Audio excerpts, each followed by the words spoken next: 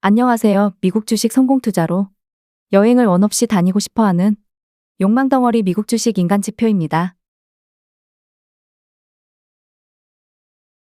편안한 주말들 보내고 계신지요?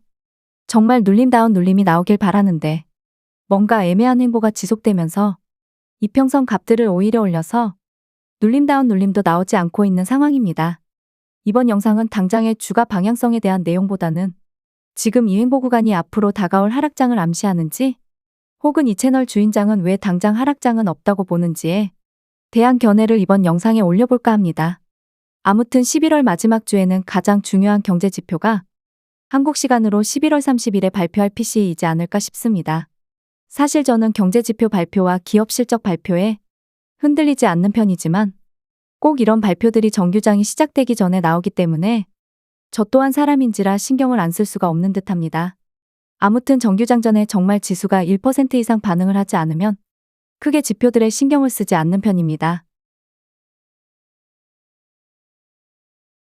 S&P 500 월봉 차트입니다. 만약에 차트 공부를 정말 해보고 싶으시고 스캘핑 수준의 단타를 한다는 분이 아니라면 S&P 500 차트로 장기간의 차트를 대입해서 공부하시는 걸 추천드립니다. 제가 월봉에서 알려드리고 싶은 부분은 세 번째 빨간색 파동이 이렇게 바닥을 한번 다진 후에는 상승 추세를 잠시나마 더 오래 끌고 간다입니다. 여기서 비관론자 분들은 이렇게 보고 있는 듯 합니다. 2024년도 상반기에 경기 침체가 올 것이다. 그러니 나스닥이던 어떤 지수건 결국 폭락장이 온다. 하지만 아직까지 미국 역사상 세 번째 파동이 바닥을 다지고 올라올 때는 아주 완벽한 폭락 신호를 주면서 떨어진 적이 한 차례도 없습니다. 물론 그렇다고 해서 당장 몇 개월 뒤의 미래를 예측하는 게 무의미하지만 몇십 년 동안의 월가애들이 하는 패턴들을 보면 저는 경기 침체를 떠나서 주가 폭락이 2024년도 상반기에 올 가능성은 매우 희박하다고 보는 입장입니다. 장기적인 뷰는 지수만 보는 게 아니라 달러 인덱스 장기채 등 다양한 분야에서도 종합적으로 차트 분석을 해보고 결정 내기 때문에 지수 차트만으로는 아주 큰 하락장을 예측하는 게 사실 조금은 어려운 부분일 수도 있습니다. 그렇다면 바로 최근의 2022년도 하락장은 예측이 가능할까? 혹은 바로 몇 개월 전의 하락장이라기보다는 조정장은 예측이 가능할까입니다. 물론 예측이 100% 가능하다고 하면 사기꾼이고 어느 정도 조정이 올 것 같은 느낌이 온다라고 표현하는 게 맞겠죠. 일단 기본적으로 하락장이라면 일본 기준으로 60일 이동평균선 아래로 내려오면 일목균형표 구름대 아래로 내려옵니다. 이러면서 자연스럽게 추세가 바뀌게 되는 거죠. 저는 이동평균선을 자주 보는 스타일이 아니기 때문에 파동으로 보통 하락장을 어느 정도 예측해 봅니다. 2022년도 파동 흐름으로 쎄함을 확인이 가능했습니다. 그런데 솔직하게 말하면 2020년도 코로나는 파동만으로 보았을 때 물론 과매수권은 맞지만 그렇다고 해서 당장 뭔가 하락 신호가 나왔다고 하기에도 애매했죠. 반도체 섹터 SOXX 2일봉 차트를 보니 S&P 500 차트에서 보이지 않던 하락 신호가 반도체 섹터 지수에서는 보였다는 겁니다. 그렇기에 S&P 500, 나스닥, 반도체 이렇게 세 가지를 다 같이 함께 보면서 어느 정도 지수 예측을 하는 거죠. 여기서도 어느 정도 공식이 있는데요.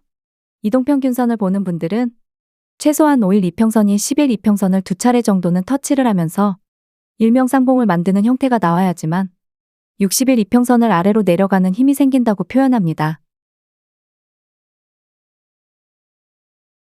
QQQ ETF 나스닥 100 차트로 넘어와서 보면 2023년 8월쯤에도 하락 신호가 보이긴 했습니다. 물론 이런 신호가 보인다고 해서 이 하락의 끝이 어디일지는 계속 지켜보면서 대응을 하는 영역으로 들어가야겠죠. SOXX ETF 반도체 섹터 지수에서도 하락 신호는 보였습니다. 하락 신호가 보였다고 해서 어디까지 하락할지는 저 또한 모릅니다. 다만 추세가 완전히 바뀐다면 세 번째 파동이 최소한 쌍바닥은 만들어 주어야지만 하락이 멈추려고 한다고는 기본적으로 머리에 세팅을 하고 임한다는 겁니다. 그러니 제가 현재 인버스는 외바닥도 제대로 만들지 않았기에 큰 비중 투자는 하지 말라고 하는 이유입니다. 여기서 잠시 지금 상황을 보면 현재 세 번째 파동이 아직 외봉도 제대로 만들지 않았는데 제가 당장 여기에서 롱비중 풀로 매도하세요. 할 이유가 없다는 거죠. 최소한 외봉이 확실히 만들어질 때까지는 굳이 갑자기 이 흐름을 깨는 조정장이 나올 거라고 보고 있지 않습니다. 이렇게 저만의 투자 기법 혹은 추세 공식이 만들었다고 가정을 하고 당장 1에서 2년 안에 차트만 대입해서 보면 안 되고 제가 맨 처음에 말씀드린 대로 최소한 30년 이상의 차트에 대입을 해서 실패적인 사례도 찾아서 실패했을 때 대응해야 하는 손절가에 대해서도 작전을 짜두어야 합니다. 그렇다면 이제 과거 폭락장일 때 대입을 해보는 재미가 쏠쏠하니깐 코로나 때 반도체 섹터에서 하락신호 포착을 했고 2019년 5월에는 폭락장이라기보다는 조정장이 좀 세게 왔다고 표현하는 게 맞을 것 같아요. 2023년 8월부터 10월까지 있었던 조정장과 비슷한 맥락입니다.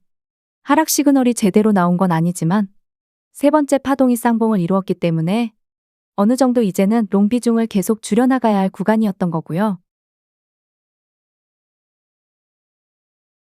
2018년 10월 미중무역전쟁 전일 때도 하락 신호는 어느 정도 확인이 가능했습니다.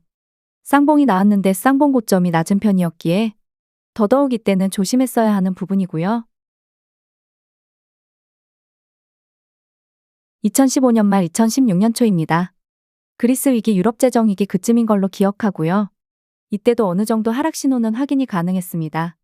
여기서 제가 활용하는 기법이 훌륭하다라는 게 아니라 제가 현재 주식 투자에 있어서 쓰는 방식으로는 현재 주가가 갑자기 추세를 바꿀 만한 요소가 하나도 보이지 않는다는 걸 알려드리고 싶은 거랍니다. 맨 차측부터 SOXX 중간은 QQQ, 맨 오른쪽은 SPX 차트들의 일봉입니다. 세 번째, 두 번째 파동이 아직 외봉입니다. 심지어 세 번째 파동은 데드크로스도 나오지 않은 상태이고요. 여기에 두 번째 이평선 공식인 5일 이평선 핑크선이 10일 이평선 하얀선을 터치도 한 차례도 하지 않았습니다. 이러이러한 여러 가지 공식에 있어서 현재 올 수 있는 지수 하락이 크지 않을 거라는 걸 확신하는 거죠. 물론 그렇다고 해서 이미 지수가 많이 오른 상태이기에 현금 100% 상태라고 할지라도 매우 큰 비중은 들어가기에 조금은 부담스럽습니다. 이유를 굳이 붙인다면 이번에 조정이 오면 이평선 공식으로는 외봉을 만들 것이고 그리고 나누에 상승할 때 쌍봉 모양이 위로 크게 올라갈지 아니면 약하게 올라간 후에 내려올지 모릅니다. 이 부분에 대해서는 월요일에 영상으로 다시 좀 더 자세하게 알려드리겠습니다. 아무튼 현재는 폭락 같은 추세를 전환할 만한 요소는 제 기준에서는 전혀 보이지가 않는다. 주말 그냥 편안하게 잘 보내시면 좋을 것 같다라는 견해입니다. 추운 날씨입니다. 이럴 땐 이불 밖은 위험합니다. 구독과 좋아요, 알람 설정은 무료입니다.